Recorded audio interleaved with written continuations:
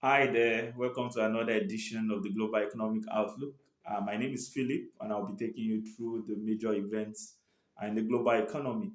Remember to click the subscribe button and set up the notification as well so that you can receive an update anytime we upload our videos.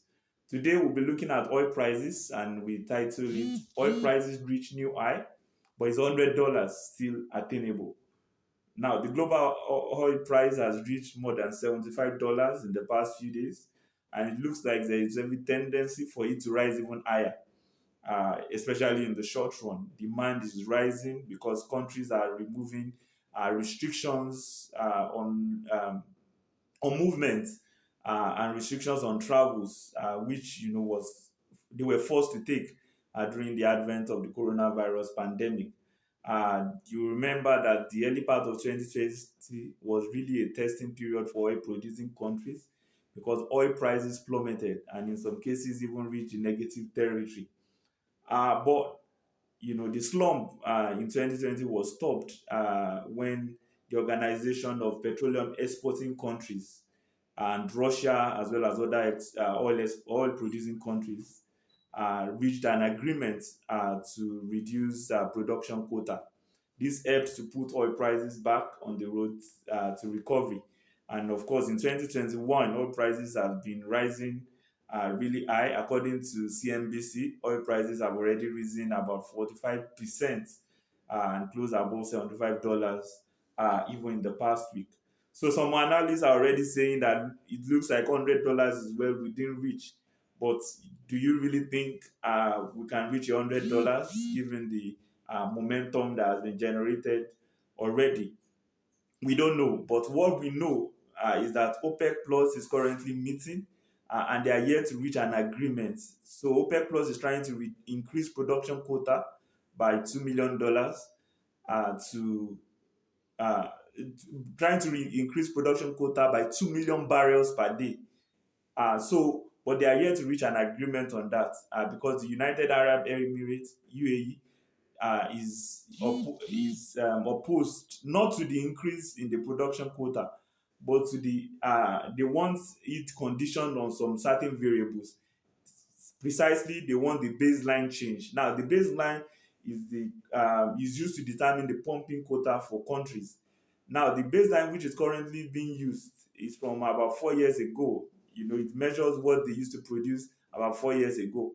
But the United Arab Emirates has invested a lot more and they have the capacity to produce more.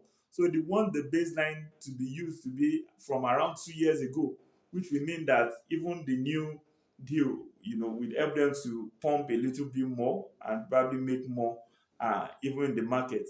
But the group is opposed to that, so they are maintaining the same baseline.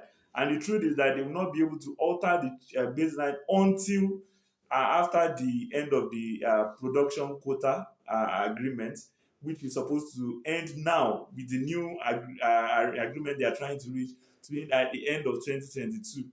April 2022 was the previous date that they agreed on, but now, just to ensure that there's stability in the oil market, they are trying to see that if they can see it to the end of 2022. So unless the United Arab Emirates, of course, is convinced to change its decision, because of course they must reach a unanimous decision for any OPEC Plus deal to go through. Even if a country is opposed to it, then they cannot go ahead. So they all need the United Arab Emirates to agree to this in order to be able to proceed. Of course, oil prices have responded by rising higher because OPEC Plus is unable to reach a deal yet. But who knows? It's just a matter of time. Probably some other countries, including probably the US, will intervene and be able to convince UAE to accept the new deal. So nobody really knows how high the prices can go. But of course, increasing the production quota is not the only reason why oil prices have been on the rise. There are other factors driving the increase, and this include the high rate of COVID vaccinations, which means that countries are opening up a lot more. They are easing the lockdown restrictions. Also, the US has not been able to produce at optimal capacity because, remember earlier in the year, Texas had some severe weather conditions which paralyzed economic activities. and that's the energy capital of the United States. So yes, the outlook looks like the oil price might continue to rise higher, but if they are able to reach a deal uh, which increases production quota a little, which will mean that it will be able to meet up with the demand that is coming as a result of the uh, uh, or as a result of the opening up of the various economies, then it might not rise as high. But we can only watch and see if $100 indeed will be attainable. So that's it on the global economic outlook for this week. We'll see you next time. Remember to click